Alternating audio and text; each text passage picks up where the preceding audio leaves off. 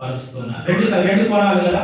మొదటిది, దేవుడు ఎంత చేసినా క్షమిస్తాడు కాబట్టి నేను ఎంతైనా చేస్తాను అంటే నిజమైన మారు మనసు పొందిన వారుగా ఉండి దేవుని కృపను దుర్వినియోగపరుస్తున్నారు. రెండవది, దేవుని కృపను ఆశ్రయించాలి అని వచ్చే వారికి తప్పుడు బోధలు, తప్పుడు మార్గములు చూపిస్తూ వారిని మోసపుచ్చి వారి సొంత కామతత్వానికి వారిని దుర్వినియోగపరిచేవారుగా ఉన్నారు ఈ భక్తిహీనులు. బాగా గుర్తుపెట్టుకుందాం, మీరు ఎవరంటే మొట్టమొదటి వీరు భక్తిహీనులు. వారు భక్తిహీనులు, భక్తి లేని వారు. వారు ఎంత గొప్ప బోధకులైనా కావచ్చు, ఎంత గొప్పగా వారు తమను తాము ప్రజెంట్ చేసుకున్నా, మేబీ ఇలా కూడా చెప్పచ్చు, చాలా గొప్ప సంస్థలకు అధిపతులు అవ్వచ్చు, ఎంతో గొప్ప పరిచయం చేసే వారు కూడా కనపడవచ్చు. కానీ ఈ సంగతులు వారితో కనబడిన వారు కామాత్రం